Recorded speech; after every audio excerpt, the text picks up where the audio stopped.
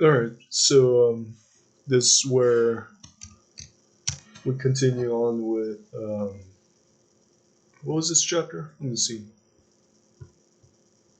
Oh yeah, the chapter 8, Food, Joy, and Discussions. So we have left it off at what was the page number?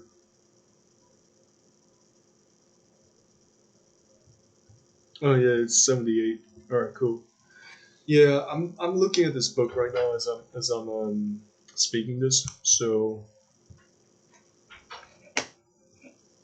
understand it as such. And I think yeah, there's a book. Yeah. So also the disclaimer again. I'm gonna zoom in for you guys to really read this. Oh, yeah, that was a good second. So I'm gonna go back to the picture, and so we'll continue on with where I left off last time, and here it is. Um, Officer Kai paused once more for Apicius to exchange greetings. Apicius was taken aback by Lucius' relentless staring. It felt horrible for Apicius because he was right next to Lucio, and the only choice he had was to stare back at him. Lucio had never done this thing before on him during the training sessions or their times in the barracks room. Therefore, Apicius waved his hand in front of Lucio's eyes, but Lucio didn't even flinch or notice the hand. It was only much later that Lucio stopped us and they exchanged greetings. Well, you've been warned previously about Lucio. There you go, that's him. That's all Officer Kai was able to say in that awkward moment. Officer Kai, you shouldn't have told him so much about me. I could have surprised him even more, Lucio said in a whisper. Okay, so I think I'm done here. I don't have any questions at this moment to anybody. So, Lucio, you want to take it from here? Pacios handed over the speech staff. Lucio received the speech staff. Well, sure. I just had something to ask Captain Thomas. Pacios was glad that he finally got a chance to eat his food in a long while. Thus, he immediately munched down the food while Lucio spoke. Captain Thomas, back there on the street where Lord Pericles made most of our fellow soldiers to make a shield wall stance. Lucio paused for a while to think upon the subject and gripped the speech staff tighter. Pacios noticed that Lucio wasn't putting the staff planted on the ship with his hand on top, but instead he simply laid it on top of his legs while gripping them with both of his hands. The grip seemed to portray his actual and emotion levels rather than what his facial expressions showed. Pacius could only assume that this guy was about to ask a tough question to Thomas. What made you look back? I mean, you saved us with that action, but that's not how you usually react to situations. You usually, no, almost always go for the heavy fighting with blood splattering everywhere across the street. So, in that case, you would be shoving guys in front to have some slash dibs at the enemy militias. And you were among the first ones to run for the tactical retreat. Does that mean you actually got scared like the rest of us? If yes, what happened at the town square? Out of the corner of his right eye, Apasio saw a small smile forming at Lucius' mouth for a split moment, so he assumed that this set of questions had something to do with Thomas' emotional well-being. Pacius knew that Thomas got scared on that street fight near the wagons, especially when he collapsed on the ground at the end, but nobody else had seen it other than Ephraim and himself. Therefore, others would see Thomas as his face value, which made him seem like a brute of a man who was always getting drunk, in return making him a courageous man at all times due to the power from the drinks. Thus, Pacius could only assume that Thomas could get away from the tough question easily, but how he did was a surprise. After a bit of calm silence, Thomas looked at Lucio while chuckling. Lucio, what do you mean I was scared? Maybe you noticed that I was tired and somehow translated that scene into thinking that I was scared.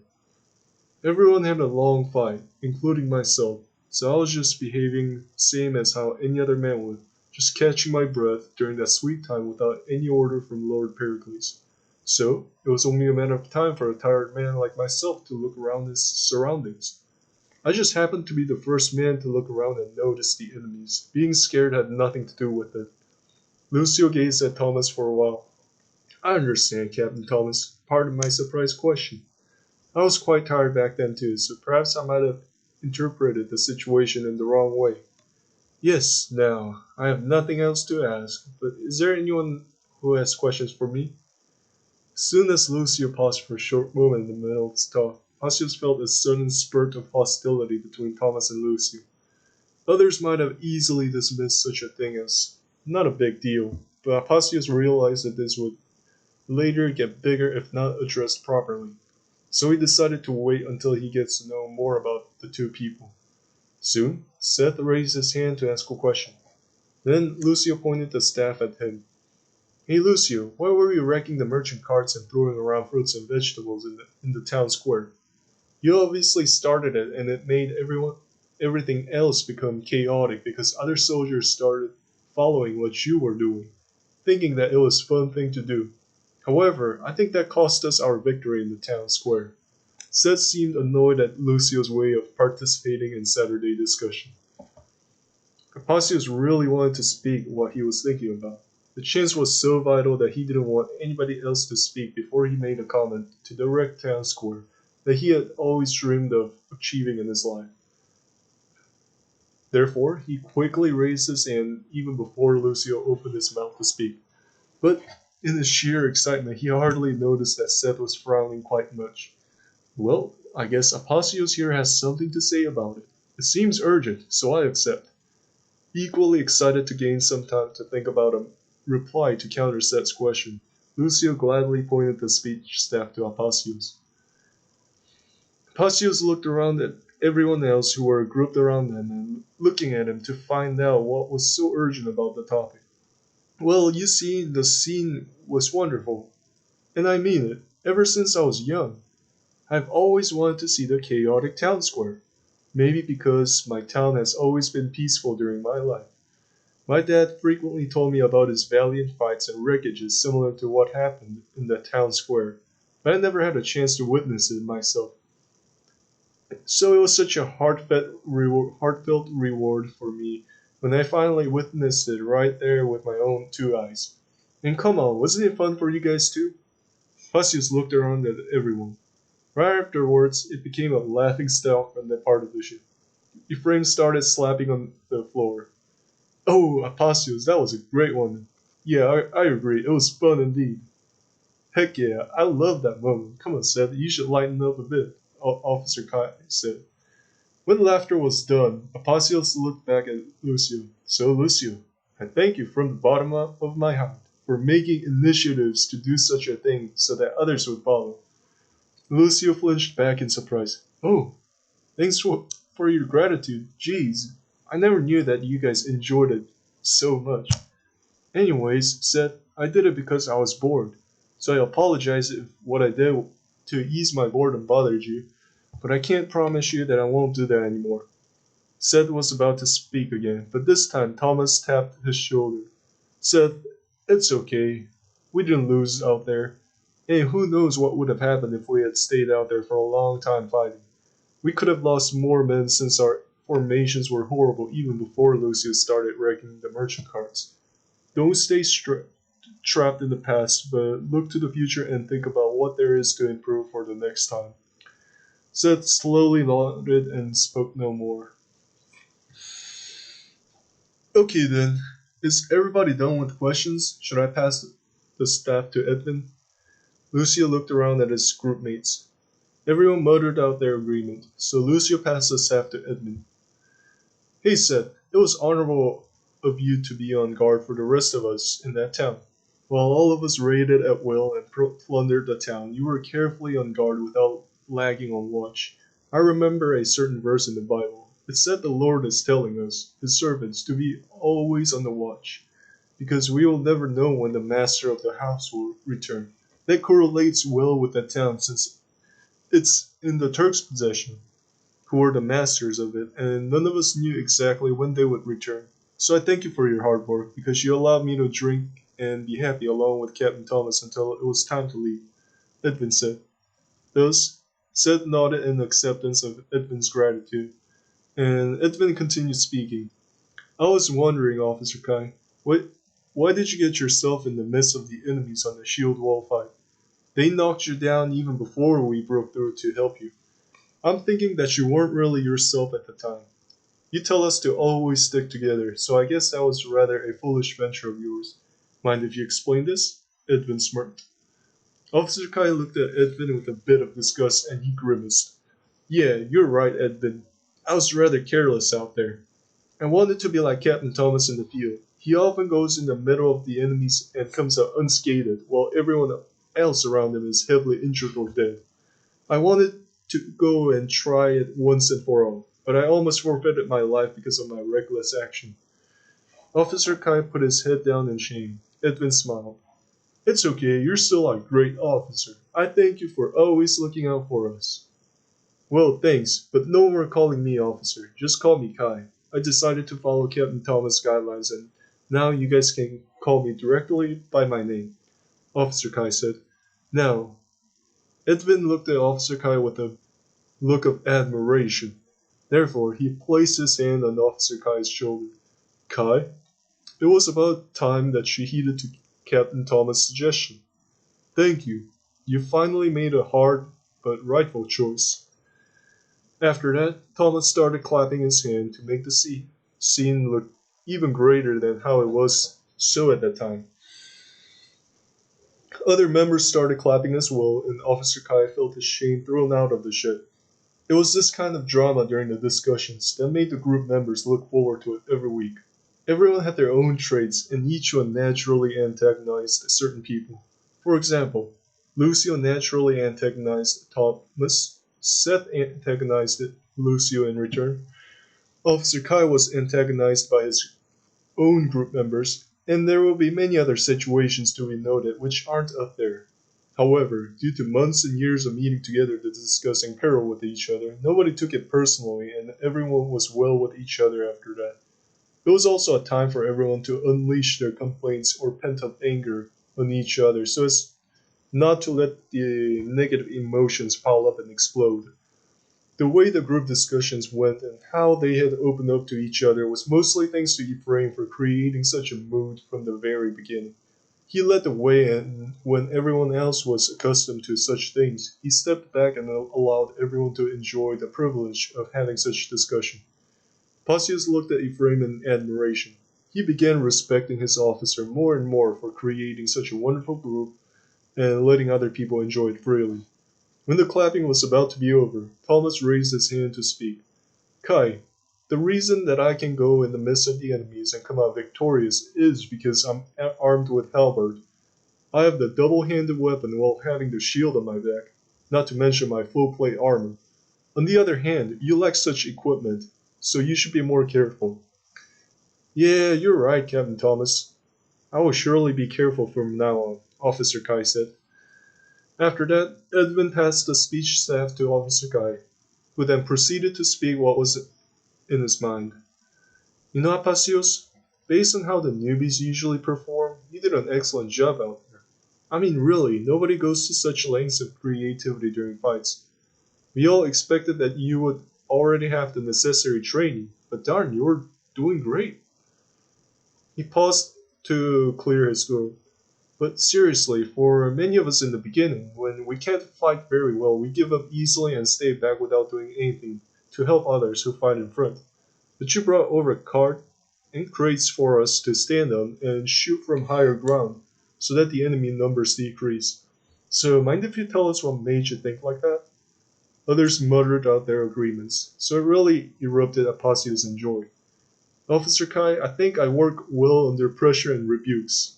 When Thomas shouted at me to get it back together, I instantly started thinking, and he really helped me to come up with all kinds of ideas. Furthermore, I want to say that it wasn't really that I was great, but it was because other group members like you, Thomas, Ephraim, and Seth, who were constantly protecting and helping me as I fought alongside them. There were numerous occasions in which I would receive cover when I would be slow to defend while fighting in front, and then how others would tell me to stay back when they noticed that I was getting tired. I also just had much luck to be using such great equipment, and the gun was very easy to use. So, thanks for keeping me alive out there, Passius replied. Where's me? Am I included? Lucio interrupted, and what he was referring to was Passius' list of people who were protecting him. Passius was about to reply, but he was cut off by Officer Kai. Lucio, raise your hand first before asking. Officer Kai was annoyed. Therefore, Lucio repeated the process after raising his hand, and it was such an awkward moment for everyone. However, this uncomfortable process has to be done in order to keep people in line from interrupting without permission. And by now, it was only oddball Lucio who made such mistakes from time to time because he was practically very disobedient. Then, Lucio had finally asked the same question to Apasius. Apasius put his hand under his chin to think.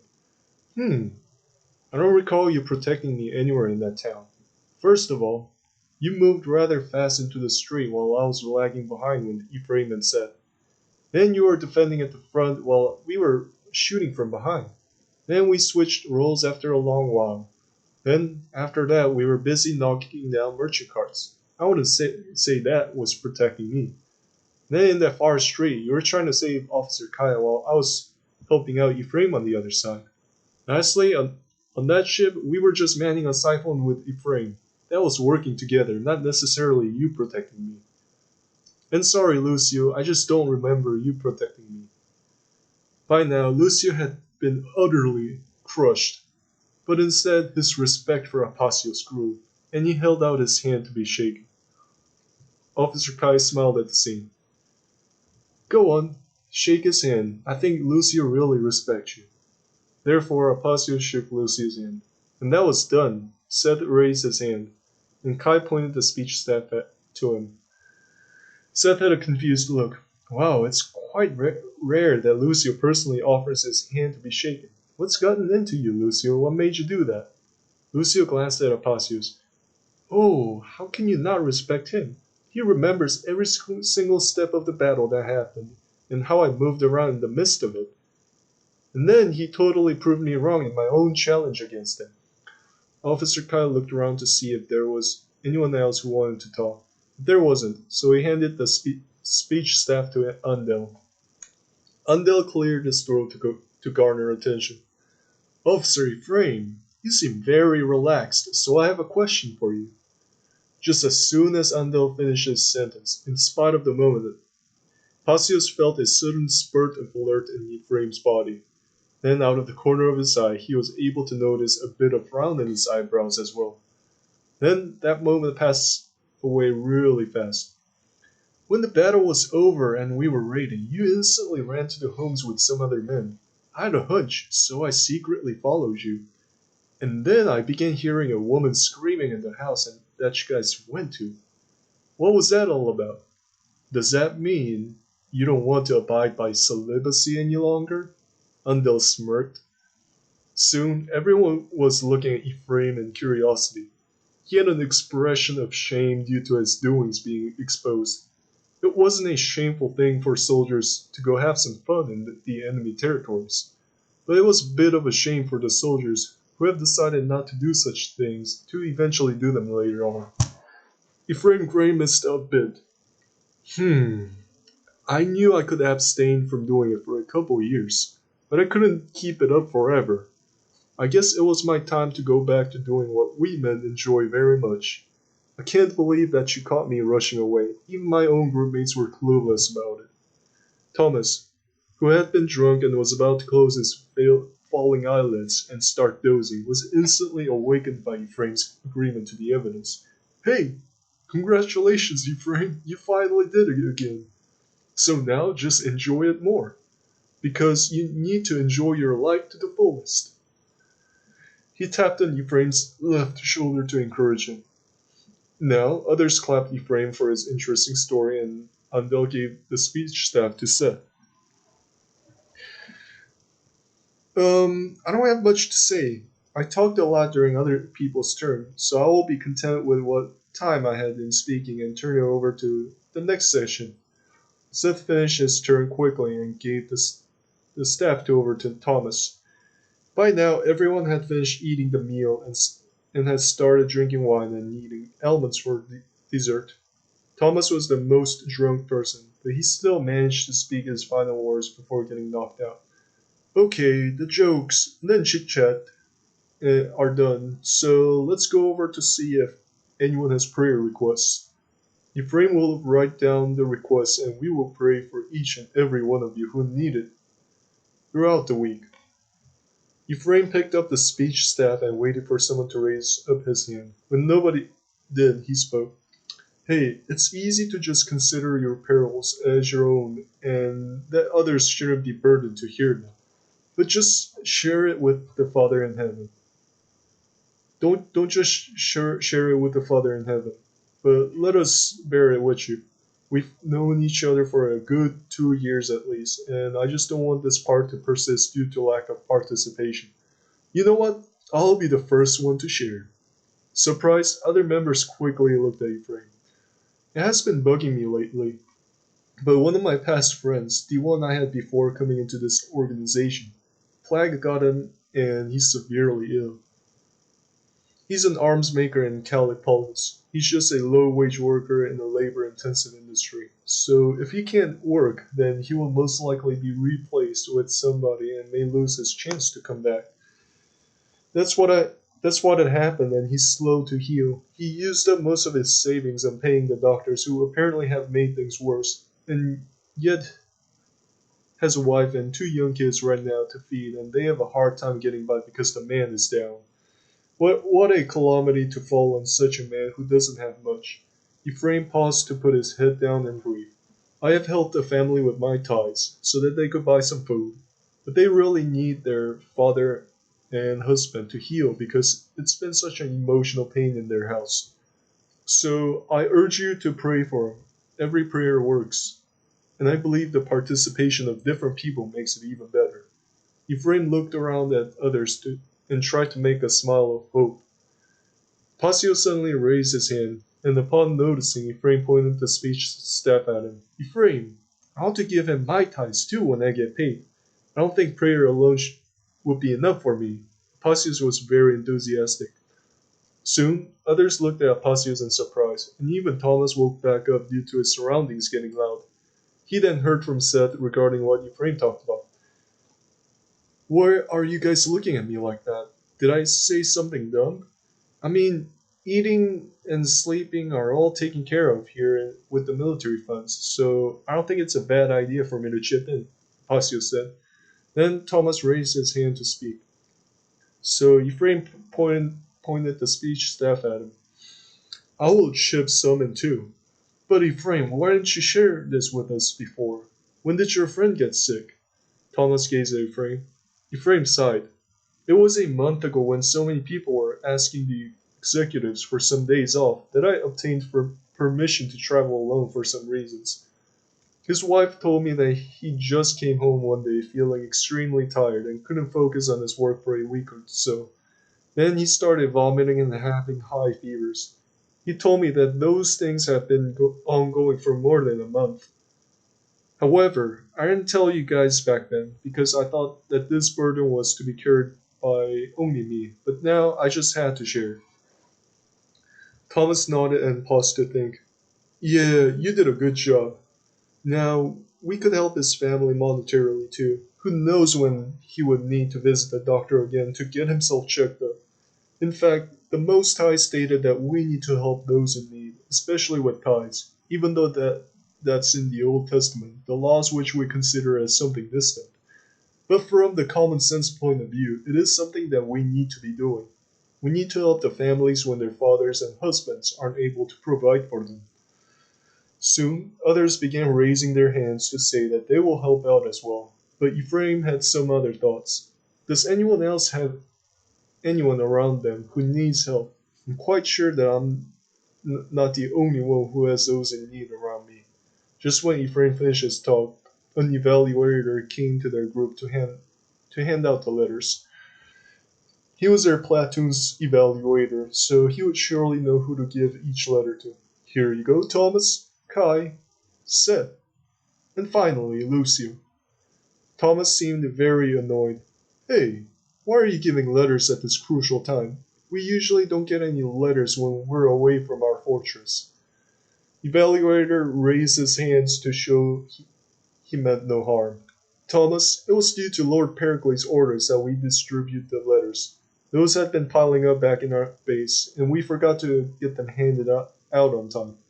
Also, as you remember, we had a sudden change of schedule to cope with everyone's willingness to raid. Anyways, is there anything else better to do at this relaxing moment than to catch up with your news? Then Thomas nodded his head and motioned for the evaluator to be on his way. With that, he immediately tore open his letter. Thomas quickly skimmed through his paper. Oh, it's just my drinking buddies back in my hometown asking me to drop by sometime. Darn, it's nothing special. Soon others followed, and Seth was the next one to speak. Oh no, not Eleni.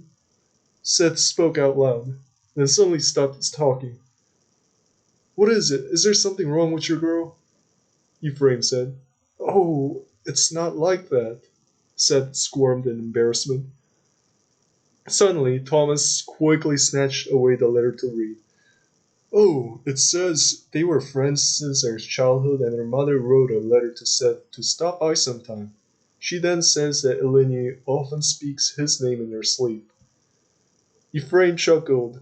It is totally like that, then. Seth retrieved his letter in a struggle. No, it's not. Seth started to blush.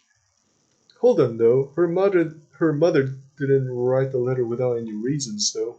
Ephraim said. Don't worry, Ephraim. I still remember. Eleni felt ill and is feeling lonely. Hey, Seth. I hope you have enough time to go back to the neighborhood. I want to see other people there, too, Thomas said. Suddenly, Lucio raised his hand to speak. Upon seeing him, Seth stated that he finished, so Ephraim handed the speech staff to Lucio. My uncle died. That was all Lucio spoke. Nobody was able to find any means to reply to his statement for a while. Therefore, Passios raised his hand. Sounds like he was a very important person in your life. He was, Lucio said. It also seems that he was much more than just a relative who lives across the neighborhood, Passios said. Yes, you're right. He took me in when my mother died from an illness and my father went on a military campaign and never came back. And I was their only child. So, my uncle taught me various skills and raised me up until he told me about this organization and gave me the credential note saying that it was my father's wish that I go there. Lucio paused for a while to sigh. I hated my father back then for not tending to my mother, and then later leaving me behind to die on the battlefield. However, now I know. It was supposed to be him who was supposed to come here, but he tried his best to save it for me. Lucio had an extremely sad expression at the end. Ephraim raised his hand to speak. Wow, Lucio, we didn't know that you have been going through so much in your life. Losing a father or mother happens from time to time, but losing both is quite rare. None of us heard about it for 2 years since you keep it to yourself all the time. Anyways, thanks for sharing that with us. It means much to me to get to know more about you guys, Ephraim said. To that, Lucio nodded. Don't thank me, Officer Ephraim. You allowed me to be willing to speak up. I felt like I had to tell as well. Soon, others spoke out their gratitude for Lucio, and after a while, Officer Kai raised his hand to speak. I really feel bothered to say my news right now because mine is good. In the middle of all the bad news, I feel that others would want to skip over mine, he said. No, go ahead, Kai. Let's hear the good news for once. Lucio handed him the staff. My father's business has been continuously getting better for many years, so by now my family is happy and everyone's doing very well. My mother wants me to come visit sometime so that will be reunited. My older brother has recently been married and he's doing fine, Officer Kai said. Andel raised his hand to speak. Well, it seems that quite many of our families want to see us by now, after a couple years of our absence. Last time I got a letter, it was my mother asking me to drop by home sometime. It's a blessed thing that your family is doing well, Kai. Good to hear that. Thanks, Andel. Hopefully your family is doing fine as well, Officer Kai said. Officer Kai looked around when there was a bit of silence. Is there anyone else who's willing to share? We have decided to leave out the rest of the story of this part due to them being similar in content as the previous people's news. Many of them had their own hardships and family members who were struggling. So Ephraim told them at the end that they should pull in all their tithing money together during their payday to distribute them evenly amongst the people who are in need. The group functioned with great trust in one another. Nobody dared to lie about the conditions of their family members to get more money, and everyone participated to get each other's problems taken care of. It was a good scene, but Thomas failed to partake in it due to him having fallen asleep yet again after that incident with Seth's letter. However, that was a usual thing in this group, due to the fact that Ephraim came up with the idea of Saturday discussion, made it so that he gets the leadership during the moment rather than Thomas, who often dozed around due to his drunken nature. Alright, so that pretty much sums up the chapter 8.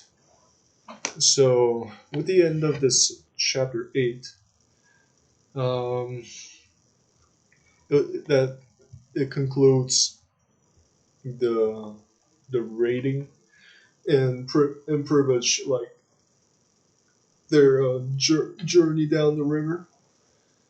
So on the next chapter, we'll go over to what happens afterwards. Like so, coming to the fact that they'll sell those captured kids at the markets and stuff like that. You know what I'm saying? I mean, really, I hope it's not just me, but like I do think I am just biased with like Roman history, but I do think this is a great content, and I just get excited just reading this. This is my own damn book, and I'm still excited reading this. Like I should be feeling that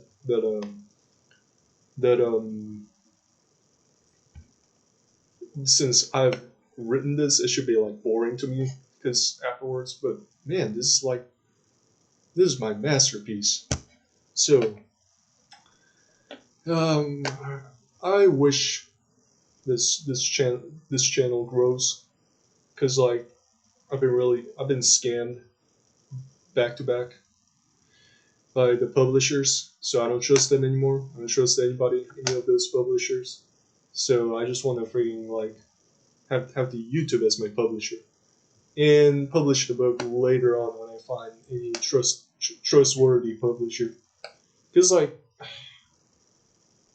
I think like if the YouTube channel does well, then it ends up giving more money than what you would normally get from like publishers and stuff like that.